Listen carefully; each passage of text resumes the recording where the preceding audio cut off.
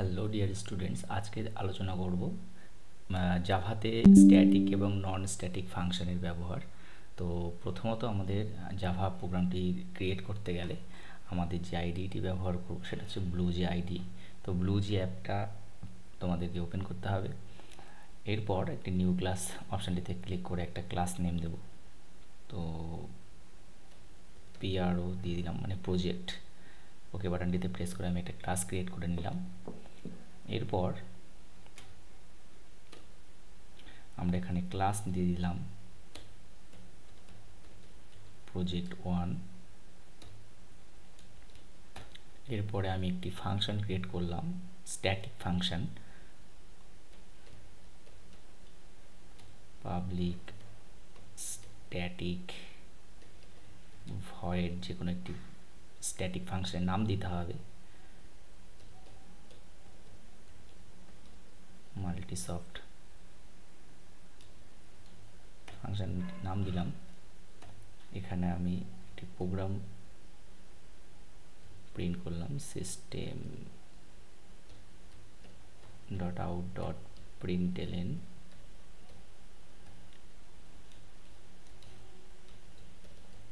Hello. এটা গেল হচ্ছে স্ট্যাটিক একটি মেথড। আর একটা আমি নন স্ট্যাটিক মেথড ধরব, সেখানে লিখব পাবলিক ভয়েড মেন। তমাল স্যার একটা ফাংশন ক্রিয়েট করলাম, এটা হচ্ছে নন স্ট্যাটিক ফাংশন।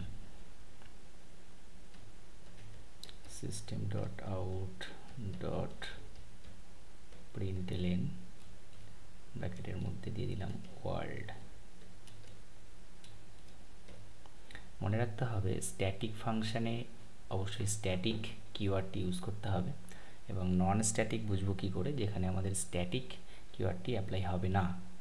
এরপরে মনে রাখতে হবে আর একটা কথা, সেটা হচ্ছে স্ট্যাটিক ফাংশন সবসময়ের জন্য ক্লাসের মধ্যে রান করাতে হবে, অর্থাৎ ক্লাসের সাথে রান করাতে হবে। কিন্তু নন স্ট্যাটিকের ক্ষেত্রে কিন্তু আমরা অবজেক্টের সাথে রান করব। তার জন্য আমরা মেইন ফাংশন লিখব public static void main string args main।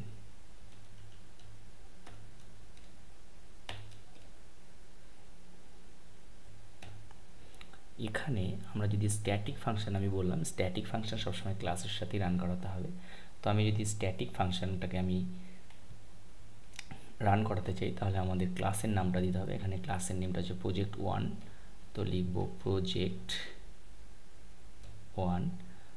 অবশ্যই তার আগে কিন্তু আমরা ক্লাসের নাম, এই প্রজেক্ট 1-এর সাথে আমাদের ফাংশন নেম, অর্থাৎ স্ট্যাটিক যে ফাংশন নেম, অর্থাৎ ডট মাল্টিসফট, এটা লিখতে হবে। ব্র্যাকেট দিয়ে ব্র্যাকেট ক্লোজ, কোলন দিয়ে দিলাম। এটা গেল হচ্ছে আমাদের স্ট্যাটিক ফাংশনকে কল করা, মানে স্ট্যাটিক মেথড ফাংশনকে কল করা। আর নন স্ট্যাটিক মেথড ফাংশন হচ্ছে এই যে তমাল স্যার যেটা। তো এটাকে নন স্ট্যাটিক মেথড ফাংশনের জন্য অবজেক্ট ক্রিয়েট করতে হবে, আর অবজেক্ট সবসময় ক্লাসের আন্ডারে হয়। তার জন্য আমাদের একটা অবজেক্ট ক্রিয়েট করতে হবে। তার ফর্মুলাটা হচ্ছে ক্লাস নেম, মানে প্রজেক্ট 1 হচ্ছে ক্লাস নেম, এটা স্পেস অবজেক্টের জন্য ওবিজে আমি ধরে নিলাম অবজেক্ট, ইকুয়ালস টু নিউ, তারপরে ক্লাস নেমটা দিতে হবে, মানে প্রজেক্ট। এই ফর্মুলাটা মাথায় রেখে দিতে হবে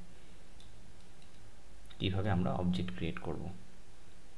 এরপরে আমরা এখানে পরের লাইনে ইন্টারপ্রেস করে পরের লাইনে আসবো। এরপরে ওবিজে মানে অবজেক্টের সাথে নন স্ট্যাটিক ফাংশনকে কল করব, ডট তমাল স্যার। ব্র্যাকেট দিয়ে ব্র্যাকেট ক্লোজ করে দিলাম, পাংচুয়েশনটাকে দিয়ে আমরা লাইনটাকে এন্ড করলাম। কম্পাইলার অপশানে ক্লিক করে নেব। কম্পাইল হয়ে গেল, তার মানে আমাদের কিন্তু দেখা যাক প্রোগ্রামটিকে রান করাই। স্ট্যাটিক এবং নন স্ট্যাটিক দুটো মেথডই কিন্তু রান করেছে, যার জন্য হ্যালো এবং ওয়ার্ল্ড এই দুটোই আমাদের আউটপুটে দেখাচ্ছে। Thank you.